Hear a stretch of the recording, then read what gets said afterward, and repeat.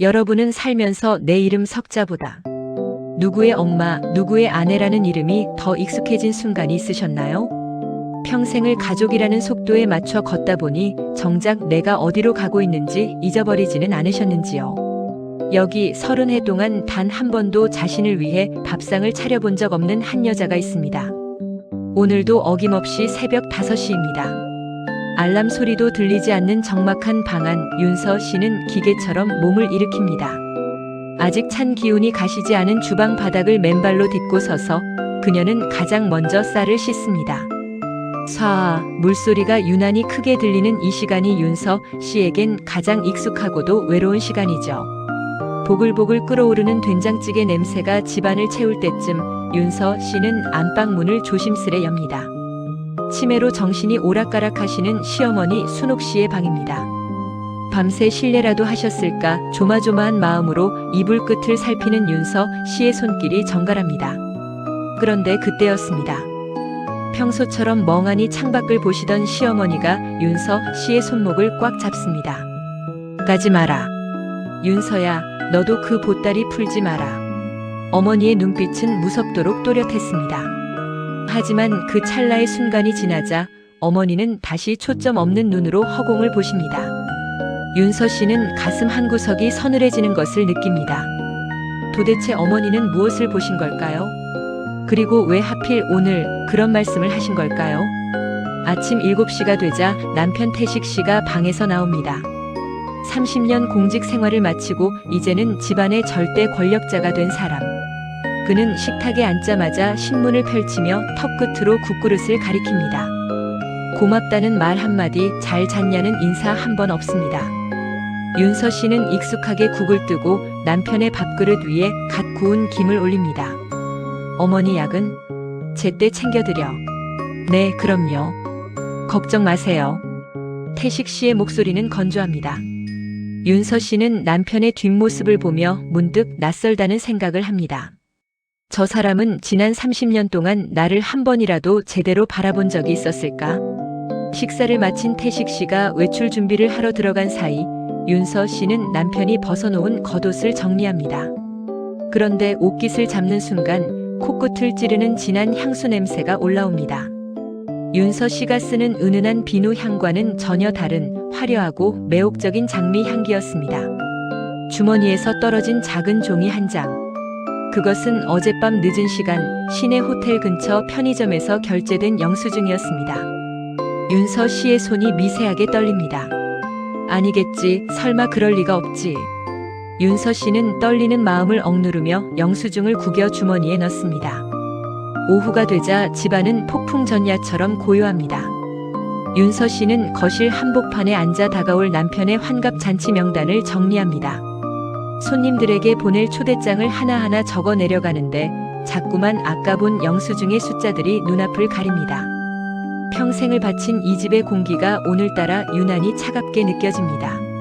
저녁 무렵 시어머니 순옥 씨가 다시 윤서 씨를 부릅니다. 어머니는 장롱 깊숙한 곳에서 낡고 때 묻은 보따리 하나를 꺼내 무릎 위에 올려두고 계셨습니다.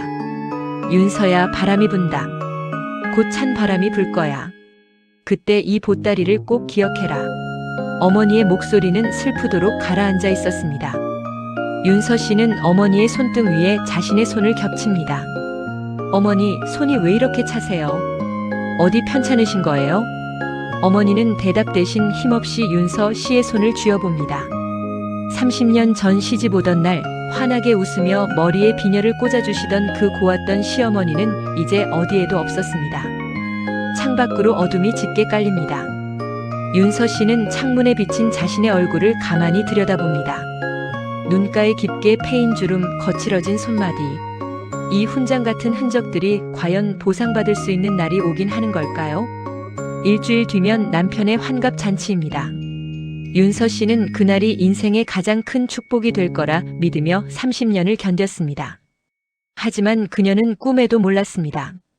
그 화려한 잔칫날이 그녀의 인생을 송두리째 바꿔버릴 거대한 폭풍의 시작이라는 것을요. 시어머니가 품에 안고 있던 그 낡은 보따리 속에는 과연 무엇이 들어있었을까요? 그리고 남편 태식 씨가 숨기고 있는 그 장미향의 정체는 대체 무엇일까요? 한여름 밤의 꿈처럼 짧았던 일주일이 흘렀습니다. 윤서 씨는 주머니 속 영수증을 잊으려 애쓰며 남편의 환갑 잔치를 준비했습니다. 호텔 연회장의 화려한 조명이 샹들리에를 타고 쏟아지고 정성껏 맞춘 한복의 깃을 매만지는 윤서 씨의 손길이 파르르 떨립니다. 오늘은 남편의 60평생을 축하하는 날이자 며느리로서 아내로서 지난 30년의 고생을 인정받는 날이라고 믿고 싶었습니다. 입구에서는 태식 씨가 정장을 말끔하게 차려입고 손님들을 맞이합니다. 평소보다 더 밝게 웃으며 악수를 나누는 남편의 모습은 인자한 퇴직 공무원 그 자체였죠. 하지만 윤서 씨는 보았습니다. 남편이 수시로 시계를 확인하며 출입문을 힐끔거리는 그 초조한 눈빛을 말입니다. 잔치가 무르익고 케이크의 촛불이 켜질 무렵이었습니다. 연회장 뒷문이 서서히 열리더니 한 여자가 걸어 들어옵니다. 윤서 씨보다 좋기 10살은 젊어 보이는 붉은색 원피스를 입은 여자였습니다. 그녀가 가까워질수록 연회장의 소음은 썰물처럼 빠져나가고 대신 낯선 장미 향기가 코끝을 찔러옵니다. 며칠 전 남편의 옷깃에서 맡았던 바로 그 냄새였습니다. 왔어? 다들 주목해주세요. 오늘 이 자리에 꼭 소개하고 싶은 사람이 있습니다. 태식 씨의 목소리가 마이크를 타고 연회장에 웅장하게 울려 퍼집니다. 윤서 씨는 들고 있던 축하 샴페인 잔을 놓칠 뻔했습니다. 남편은 아내인 윤서 씨를 옆으로 밀어내더니 자연스럽게 그 여자의 허리를 감싸 안습니다. 장내에는 찬물을 끼얹은 듯 정적이 흐릅니다. 내 남은 여생을 함께할 동반자입니다. 그리고 오윤서 씨, 당신한테는 이 서류를 전달해야겠네. 태식 씨가 내민 것은 하얀 봉투였습니다. 겉면에 선명하게 찍힌 석자 이혼 신고서.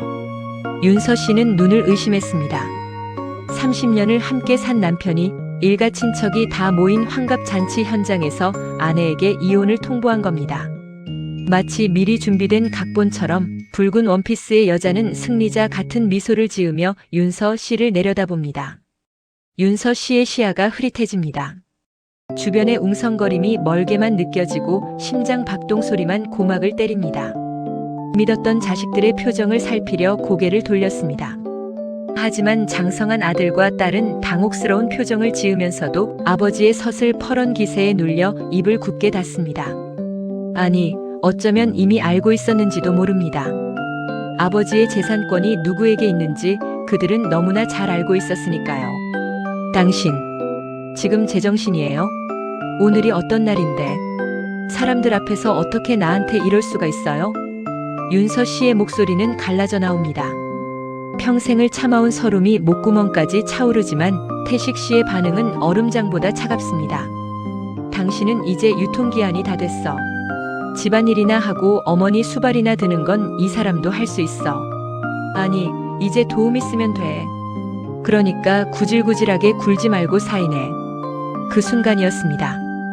휠체어에 앉아 이 모든 광경을 지켜보던 시어머니 순옥 씨가 갑자기 소리를 지르기 시작합니다. 으어 하는 비명과 함께 손에 들고 있던 물컵을 남편과 내연녀를 향해 던져버린 겁니다. 연회장은 순식간에 아수라장이 되었습니다. 내연녀는 옷이 젖었다며 비명을 지르고 태식 씨는 노망난 노인네라며 어머니를 거칠게 몰아세웁니다. 윤서 씨는 정신을 차릴 수가 없었습니다. 남편의 배신, 자식들의 침묵, 그리고 시어머니의 발작. 모든 것이 한꺼번에 덮쳐왔습니다.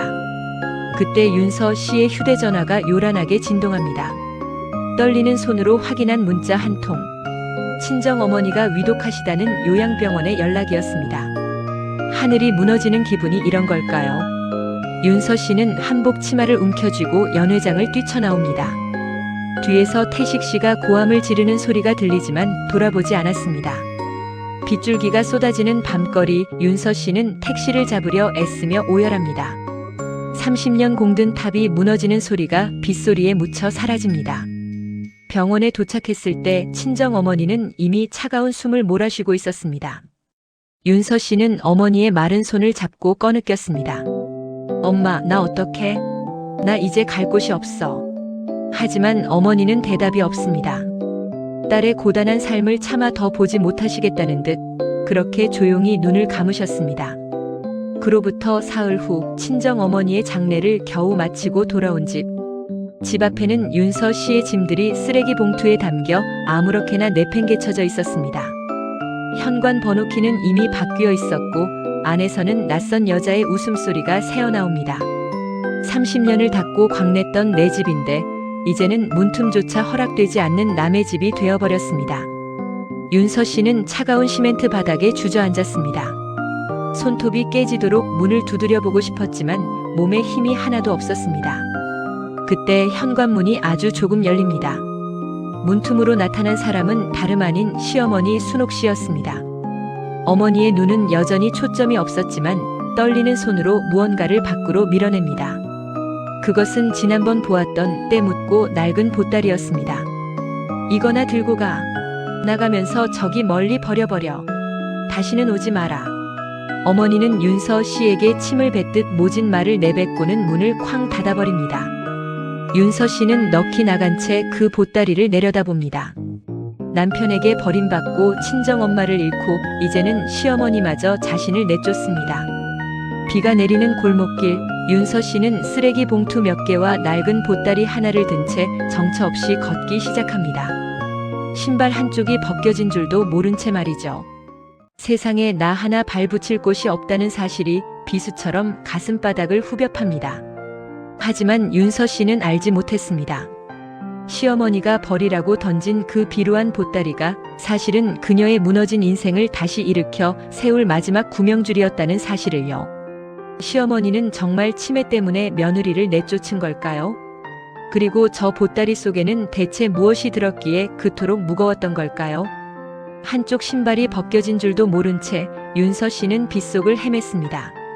품에 안은 낡은 보따리는 빗물을 머금어 점점 더 무거워졌죠. 30년을 지켜온 대문이 쾅 닫히던 소리가 귓가에 이명처럼 남았습니다. 시어머니가 내뱉은 버려버려 라는 그 모진 외침이 비수가 되어 가슴을 헤집습니다. 남편의 배신보다 자식들의 방관보다 자식처럼 모셨던 시어머니의 그 마지막 표정이 윤서 씨의 생의 의지를 꺾어버렸습니다. 정처 없이 걷다 보니 어느새 인적이 드문 한강변의 낡은 육교 위입니다. 윤서 씨는 난간을 잡고 거칠게 흐르는 강물을 내려다봅니다. 친정엄마도 가고 집도 잃고 이름조차 희미해진 60세의 여자가 갈 곳은 저 깊고 차가운 물속뿐이라는 생각이 듭니다. 윤서 씨는 난간 위에 보따리를 올려두었습니다. 마지막까지 자신을 괴롭혔던 시어머니의 유령 같은 흔적. 이걸 안고 뛰어내릴지 아니면 어머니 말씀대로 먼저 던져버릴지 고민하며 젖은 손으로 보따리의 매듭을 만집니다. 그런데 매듭이 유난히 단단합니다. 억척스럽게 살아온 순옥 씨의 성격처럼 꽉 묶인 매듭을 풀려고 끙끙대다 보니 문득 억울한 마음이 치밀어 오릅니다. 어머니, 어떻게 저한테 그러세요? 제가 어머니를 어떻게 모셨는데 마지막까지 저한테 쓰레기를 던져서 내쫓으세요? 예? 비명 같은 물음이 빗속으로 흩어집니다. 대답 없는 하늘을 향해 원망을 쏟아내던 윤서 씨는 오기로 매듭을 잡아당깁니다. 이 더러운 보따리 속이 대체 무엇이기에 버리라고 했는지 그 면면이라도 확인하고 죽어야겠다는 생각이 든 것이죠. 단단했던 매듭이 툭 하고 풀립니다. 그 순간 보따리 안에서 쏟아져 나온 것들은 예상했던 쓰레기가 아니었습니다. 빗물에 젖지 않도록 겹겹이 비닐로 감싼 뭉치들이 윤서 씨의 발등 위로 떨어집니다. 떨리는 손으로 가장 위에 놓인 낡은 편지 봉투를 집어들었습니다. 겉면에는 삐뚤빼뚤하지만 정성 어린 글씨로 우리 며느리 윤서에게라고 적혀 있습니다. 윤서 씨는 홀린 듯 편지를 펼칩니다. 치매로 정신이 없으신 줄 알았던 시어머니의 목소리가 종이 위에서 살아납니다. 윤서야, 내 아들놈이 미쳐서 너를 버릴 거라는 걸 나는 알고 있었다. 그놈 눈빛이 예전 같지 않더구나. 내가 정신줄 놓은 척하며 지켜보니 너 몰래 집을 팔고 딴 살림 차릴 준비를 다 끝냈더군. 윤서 씨의 눈동자가 흔들립니다. 편지는 계속 이어집니다. 내가 온전한 정신으로 있으면 그놈이 너한테 푼돈 한 푼 안 줄 거다 싶어 나도 연극을 좀 했다. 내가 나 때문에 고생 많이 한 거 안다. 이 보따리 안에는 내가 평생 아껴둔 내 몫의 예금 통장들하고 내 시아버지가 내 이름으로 남겨둔 작은 과수원 땅 문서가 들어있다. 그놈 몰래 내 변호사 친구 통해서 다 정리해뒀으니 절대 뺏기지 마라. 윤서 씨는 믿기지 않는 듯 비닐 뭉치들을 파헤칩니다. 그 안에는 순옥 씨가 30년 넘게 시장통에서 나물 팔아 모은 낡은 통장 10여 개와 인감이 찍힌 서류들이 빼곡히 들어있었습니다. 통장마다 찍힌 입금 날짜는 윤서 씨가 이 집에 시집 온 날부터 최근까지 이어져 있었습니다. 윤서야, 내가 너를 내쫓은 건 그 집이 곧 지옥이 될 거라서다. 내 아들놈이 사기꾼 같은 년한테 홀려 전 재산을 쏟아붓고 있다는 걸 안다. 내가 거기 있으면 같이 망한다. 그러니 미워도 참고 나가거라. 이 보따리가 내 새 출발의 미천이 될 거다. 미안하다. 내 며느리로 고생만 시켜서 정말 미안하다. 윤서 씨는 육교 바닥에 주저앉아 보따리를 가슴에 꼭 껴안았습니다. 이것은 쓰레기가 아니었습니다. 시어머니가 아들에게서 지켜낸 며느리의 30년 세월이었고 세상 모두가 등을 돌려도 끝까지 내 손을 잡아준 단 한 사람의 사랑이었습니다. 어머니, 저를 지켜주려고 그러신 거예요? 저는 그것도 모르고. 저는 빗줄기가 약해지고 구름 사이로 희미한 달빛이 비칩니다. 윤서 씨는 소매로 눈물을 닦아내며 일어섭니다. 아까까지만 해도 차갑게만 보이던 강물이 이제는 다르게 보입니다. 죽으려고 찾아온 이 육교 위에서 윤서 씨는 비로소 살아야 할 이유를 찾았습니다. 내 이름을 지켜주려 했던 시어머니의 그 처절한 진심을 배신할 수는 없었습니다. 윤서 씨는 흩어진 서류들을 조심스럽게 비닐에 다시 넣고 보따리를 단단히 묶습니다. 이제 이 보따리는 짐이 아니라 날개입니다. 신발 한쪽이 없는 발바닥이 따가웠지만 윤서 씨의 걸음걸이는 아까보다 훨씬 단단해졌습니다. 태식 씨는 지금쯤 승리에 취해 그 집에서 웃고 있겠지요. 하지만 그는 모를 겁니다. 자신의 어머니가 가장 사랑한 사람이 아들인 자신이 아니라 30년을 헌신한 며느리였다는 사실을요. 그리고 그 어머니가 아들에게는 단 한 푼의 유산도 남기지 않았다는 것을 말입니다. 윤서 씨는 택시를 잡아탑니다. 목적지는 이제 남편의 집이 아닙니다. 시어머니가 가르쳐준 그 땅, 그리고 새로운 삶이 기다리는 곳입니다. 시어머니의 예언대로 남편 태식 씨에게는 어떤 찬바람이 불어닥칠까요? 그리고 윤서 씨는 이 보따리를 들고 어디로 향하게 될까요? 육교 위에서 밤을 지새운 윤서 씨는 날이 밝자마자 시어머니 순옥 씨가 일러준 대로 발걸음을 옮겼습니다. 보따리 속 서류들을 가슴에 꼭 품은 채 말이죠. 가장 먼저 찾아간 곳은 순옥 씨의 오랜 친구가 운영한다는 법률 사무소였습니다. 그곳에서 윤서 씨는 충격적인 사실을 하나 더 듣게 됩니다. 남편 태식 씨가 아내 몰래 집을 담보로 거액의 대출을 받았으며 그 돈이 이미 내연녀의 사업 자금으로 흘러들어갔다는 사실이었습니다. 하지만 순옥 씨는 한 수 위였습니다. 그녀는 이미 수년 전부터 아들의 일탈을 예감하고 남편에게 물려받은 종중 땅과 자신의 모든 예금을 오직 며느리 윤서 씨만이 찾을 수 있도록 철저하게 법적 장치를 해두었던 겁니다. 윤서 씨, 순옥 할머님이 신신당부하셨습니다. 아드님이 제정신을 차리지 못할 때까지는 절대 이 사실을 알리지 말라고요. 여기 이 통장들과 땅 문서는 이제 온전히 당신 것입니다. 어머니가 정말 저를 위해 이 모든 걸 준비하셨단 말인가요? 저는 그것도 모르고 원망만 했는데. 윤서 씨는 눈물을 닦으며 일어섰습니다. 이제는 울고 있을 시간이 없었습니다. 그녀는 시어머니가 남겨준 자금을 바탕으로 평소 꿈꿔왔던 전통 찻집 겸 작은 반찬 가게를 준비하기 시작합니다. 30년간 가족들을 위해 갈고 닦았던 손맛은 배신하지 않았습니다. 윤서 씨의 가게는 정갈한 맛과 따뜻한 인심으로 금세 입소문이 났고 누구의 아내가 아닌 오윤서 대표라는 이름으로 불리기 시작합니다. 그 사이 승리감에 취해 윤서 씨를 내쫓았던 태식 씨의 집에는 먹구름이 들이우고 있었습니다. 화려한 장미향을 풍기던 내연녀는 태식 씨가 퇴직금과 집, 담보대출금까지 모두 건네자 본색을 드러내기 시작했습니다. 투자한다던 사업은 애초에 존재하지도 않았죠. 아니, 퇴직 공무원이 이것밖에 안 돼요? 이 돈으로 누굴 호강시킨다는 거야? 짜증나게 정말. 무슨 소리야? 내 전 재산을 당신한테 다 맡겼잖아. 이제 와서 그러면 어떡해? 태식 씨는 뒤늦게 사태를 파악하려 했지만 이미 늦었습니다. 내연녀는 남은 현금과 귀중품을 챙겨 야반도주했고 태식 씨에게 남은 건 산더미 같은 빚과 경매 딱지가 붙은 집뿐이었습니다. 잘난 척하며 아내를 버렸던 남편은 한순간에 길거리로 나앉는 신세가 되었습니다. 믿었던 자식들도 빈털터리가 된 아버지에게 등을 돌렸습니다. 태식 씨는 혹시나 하는 마음에 치매에 걸린 어머니 순옥 씨를 찾아갔습니다. 하지만 순옥 씨는 이미 윤서 씨가 마련해둔 좋은 요양원에서 편안하게 지내고 계셨죠. 그곳에서 태식 씨는 죽어도 보고 싶지 않았던, 아니, 사실은 가장 보고 싶었던 사람과 재회합니다. 고급스러운 코트를 입고 단아한 모습으로 어머니의 휠체어를 밀고 있는 여자. 바로 윤서 씨였습니다. 꾀죄죄한 모습으로 요양원 담벼락 뒤에 숨어있던 태식 씨는 눈을 의심합니다. 당신, 윤서야? 너 어떻게 된 거야? 그 옷이랑 그 차는 다 뭐야? 윤서 씨는 천천히 고개를 돌려 태식 씨를 바라봅니다. 예전처럼 남편의 눈치를 보던 겁에 질린 표정은 어디에도 없었습니다. 오직 차분하고 깊은 눈동자만이 그를 꿰뚫어 볼 뿐이었죠. 어머니 면회 오셨나 보네요. 근데 어쩌죠? 법적으로 어머니 보호자는 이제 저예요. 당신 같은 사람은 면회 금지라고 전해 들었는데요. 너 이 돈 다 어디서 났어? 어머니가 숨겨둔 돈 있었지? 그거 내 돈이야. 내놔. 태식 씨가 달려들려 하자 윤서 씨는 조용히 휴대전화를 꺼내 보안 요원을 부릅니다. 그리고는 땅바닥에 구겨진 태식 씨의 자존심을 향해 마지막 일침을 가합니다. 이 돈요? 당신이 쓰레기처럼 내던진 그 낡은 보따리 속에 들어있던 거예요.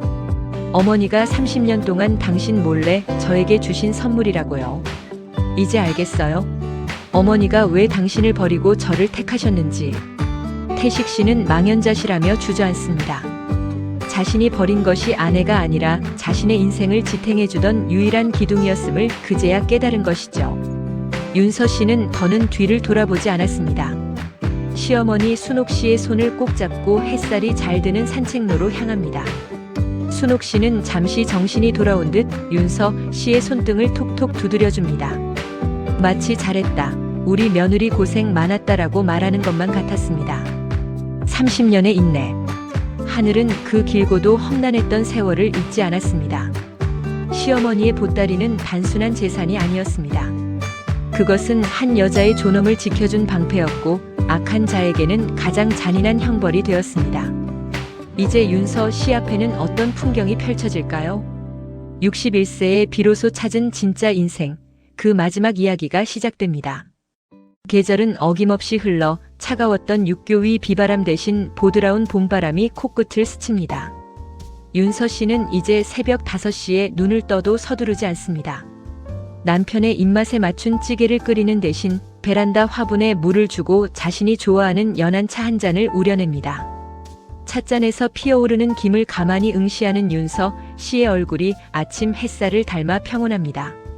요양원에서 평화롭게 잠드시듯 눈을 감으신 시어머니 순옥 씨를 보내드린 지도 벌써 석 달이 지났습니다. 윤서 씨는 오늘 어머니의 유골함 앞에 놓아드리고 남은 하얀 국화 몇 송이를 들고 작은 가게로 향합니다. 가게 간판에는 화려한 수식어 대신 정갈한 글씨로 세 글자가 적혀 있습니다. 오윤서. 평생 누구의 엄마 태식의 처로 불리느라 닳고 닳아 잊힐 뻔했던 그녀의 진짜 이름입니다. 가게 안은 고소한 들기름 냄새와 직접 덮은 차 향기로 가득합니다.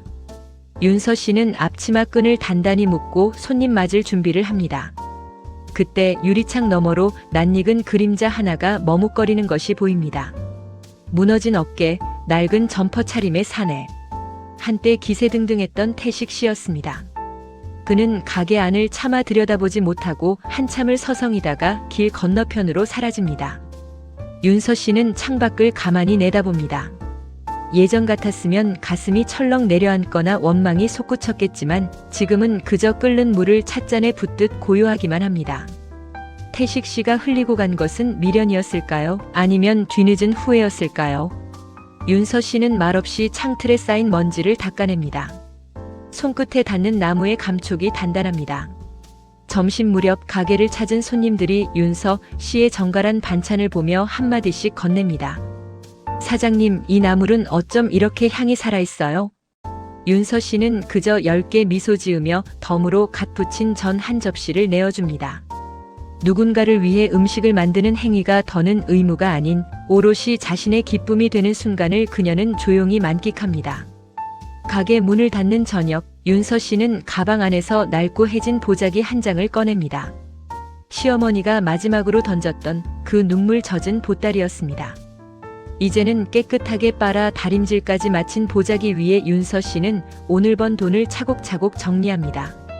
보자기를 접는 그녀의 손길은 마치 소중한 아이의 머리를 쓰다듬듯 부드럽습니다. 순옥 씨가 남긴 것은 돈과 땅만이 아니었습니다. 그것은 홀로 남겨질 며느리가 세상의 풍파에 꺾이지 않도록 정성껏 지어준 마음의 방패였습니다. 윤서 씨는 보자기 한 귀퉁이에 자수로 새겨진 시어머니의 이름을 가만히 어루만집니다. 가로등이 하나둘 켜지는 퇴근길. 윤서 씨는 예전에 살던 그 으리으리한 단독주택 방향이 아닌 작지만 아늑한 자신의 아파트를 향해 천천히 걷습니다. 길가에 핀 목련 꽃망울이 금방이라도 터질 듯 부풀어 올라 있습니다. 윤서 씨는 잠시 멈춰 서서 밤하늘을 올려다봅니다. 30년 동안 땅만 보며 사느라 놓쳤던 달빛이 그녀의 눈동자에 가득 담깁니다. 누구의 희생도 담보하지 않은 채 오직 자신의 힘으로 딛고 서 있는 지금 이 길. 윤서 씨의 걸음걸이는 더 이상 서두르지도 위태롭지도 않습니다. 그녀는 가방 속 보자기의 매듭을 다시 한번 확인하며 나지막이 혼잣말을 건넵니다. 어머니, 저 오늘 참 잘 살았죠? 인생의 황혼인 줄 알았던 예순한 살의 봄날. 윤서 씨는 이제야 비로소 자신과 마주 앉아 진심 어린 안부를 묻습니다. 시어머니가 던져준 그 무거운 보따리는 사실 그녀를 지옥에서 꺼내줄 세상에서 가장 가벼운 날개였습니다. 오늘 여러분의 품에 들려있는 그 무거운 보따리 속에는 혹시 당신도 미처 발견하지 못한 눈부신 봄날이 숨어있지는 않은가요? 지금까지 30년의 긴 터널을 지나 자신의 이름을 되찾은 윤서 씨의 이야기를 함께 해주셔서 감사합니다. 여러분의 오늘도 오윤서 씨의 봄날처럼 찬란하게 빛나길 바랍니다. 다음에도 더 깊은 울림을 주는 이야기로 찾아뵙겠습니다. 감사합니다. 오늘의 이야기는 여기까지입니다. 급하지 않게 필요할 때 다시 찾아올 수 있는 채널이 되겠습니다. 구독과 좋아요는 이 이야기를 계속 이어가도 된다는 조용한 신호로 받아들이겠습니다. 감사합니다.